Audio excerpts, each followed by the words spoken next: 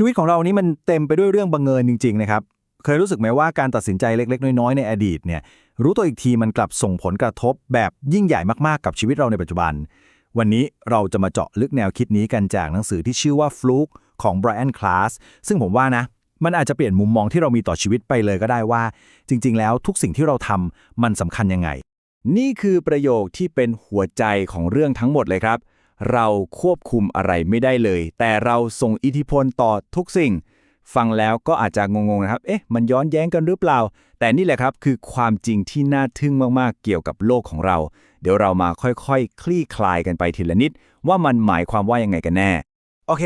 เพื่อที่จะเข้าใจไอเดียนี้ให้ลึกซึ้งเนี่ยเราต้องย้อนกลับไปดูเรื่องจริงเรื่องหนึ่งก่อนครับเป็นเรื่องที่น่าสะเทือนใจมากๆแล้วก็เป็นเรื่องที่เกิดขึ้นกับครอบครัวของผู้เขียนหนังสือเล่มนี้เองย้อนกลับไปในปี 1905 มันเป็นโศกนาฏกรรมที่แบบทำลายทุกอย่างของครอบครัวนี้ไปเลยครับเป็นจุดจบที่ดูเหมือนว่าทุกอย่างมันพังทลายลงแล้วไม่มีทางจะกลับไปเป็นเหมือนเดิมได้อีกแต่จุดพีคมันอยู่ตรงนี้ครับคือถ้าหากว่าเรื่องน่าเศร้าในวันนั้นมันไม่เคยเกิดขึ้นตัวของคุณไบรอัน คลาสคนที่เขียนหนังสือเล่มนี้ก็จะไม่มีวันได้เกิดมาบนโลกใบนี้เหมือนกันนี่คือพาราดอกซ์ที่มันทั้งน่าเศร้าและก็น่าขนลุกของโชคชะตาเลยครับเรื่องนี้มันสอนเราอย่างหนึ่งเลยครับว่าอดีตเนี่ยมันเหมือนเป็นแพ็กเกจที่เราต้องรับมาทั้งก้อนจะมาเลือกหยิบเอาแต่ชิ้นดีๆแล้วทิ้งชิ้นที่ไม่ชอบไปมันทำไม่ได้เพราะว่าทุกอย่างมันเชื่อมกันหมดเลยการที่เราจะลบความเจ็บปวดในอดีตออกไปมันก็อาจจะเท่ากับว่าเรากำลังลบตัวตนของเราในวันนี้ให้หายไปด้วยเหมือนกันเอาละครับจากเรื่องหนักๆในอดีตเราลองมาดูตัวอย่างที่มันใกล้ตัวเราเข้ามาอีกนิดนึงใครจะไปคิดล่ะครับว่าแค่การเลือกผูกเนคไทเส้นเดียวไปร้านกาแฟเนี่ยมันจะสามารถเปลี่ยนชีวิตของคนคนหนึ่งไปได้ตลอดกาลมันเป็นไปได้ยังไงมาดูกันครับนี่แหละครับที่เขาเรียกกันว่า butterfly effect คือเรื่องเล็กนิดเดียวมันส่งผลกระทบต่อกันไปเป็นทอดๆจนเกิดเรื่องใหญ่ที่เราคาดไม่ถึงเลยคิดดูสิครับจากเนคไทไหมพรมแค่เส้นเดียวนำไปสู่บทสนทนานำไปสู่โอกาสเรียนต่อที่ออกซฟอร์ดไปเจอภรรยาจนกระทั่งได้เขียนหนังสือเล่มนี้ขึ้นมาโอ้โหทั้งหมดนี้มันเริ่มต้นจากการตัดสินใจเล็กๆแค่ครั้งเดียวจริงๆแล้วประเด็นก็คือมันไม่ได้มีแค่การตัดสินใจของเราคนเดียวเท่านั้นที่นับที่สำคัญแต่มันยังทำให้เราเห็นภาพชัดขึ้นไปอีกว่าชีวิตของคนเราทุกคนเนี่ยมันเชื่อมโยงถึงกันหมดเลยครับแบบน่าทึ่งมากลองฟังเรื่องนี้ดูสิครับมีผู้ชายคนหนึ่งรอดตายกลางทะเลได้เพราะอะไรเพราะลูกบอลชายหาดลูกเดียวและที่พีคกว่านั้นคือลูกบอลลูกนี้เป็นของเด็กที่ทำหลุดมือไปเมื่อ10 วันก่อนแถมยังอยู่ห่างออกไปเป็น100 กิโลเลยนะเห็นไหมครับว่าการกระทำเล็กๆของคนที่เราไม่รู้จักเลยด้วยซ้ำอาจจะกลายเป็นเรื่องคอขาดบาดตายของอีกคนหนึ่งได้เลยเรื่องแบบนี้มันก็สะท้อนมุมมองที่ต่างกันสุดขั้วเลยนะครับระหว่างโลกตะวันตกกับโลกตะวันออกคือฝั่งหนึ่งจะเชื่อว่าฉันสร้างชีวิตของฉันเองทุกอย่างอยู่ที่ตัวเราเป็นหลักแต่อีกฝั่งหนึ่งจะมองว่าตัวเราคือใคร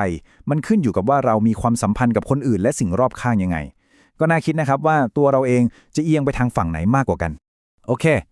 ที่เล่ามาทั้งหมดเนี่ยอาจจะยังฟังดูเหมือนเป็นแค่เรื่องเล่าหรือเป็นเรื่องบังเอิญสวยๆใช่ไหมครับแต่ถ้าผมบอกว่าไอเดียเรื่องความบังเอิญพวกนี้มันพิสูจน์ได้ในห้องแลบล่ะเรากำลังจะพูดถึง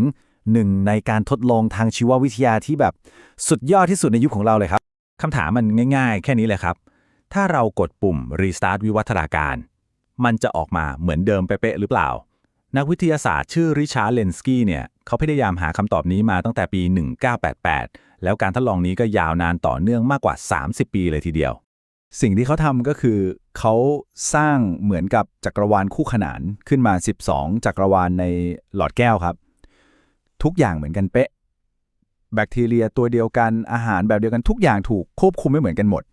แล้วก็นั่งรอดูเลยว่าไอ้เจ้า12 โลกนี้มันจะวิวัฒนาการไปในเส้นทางเดียวกันหรือเปล่าแล้วเวลาก็ผ่านไปเป็น10 ปีครับก็ดูเหมือนจะไม่มีอะไรแตกต่างกันนะทุกอย่างยังเหมือนเดิมจนกระทั่งในการแบ่งตัวรุ่นที่ 31,500 มีบางอย่างที่แบบมหัศจรรย์มากๆเกิดขึ้นในขวดแก้วแค่ใบเดียวเท่านั้น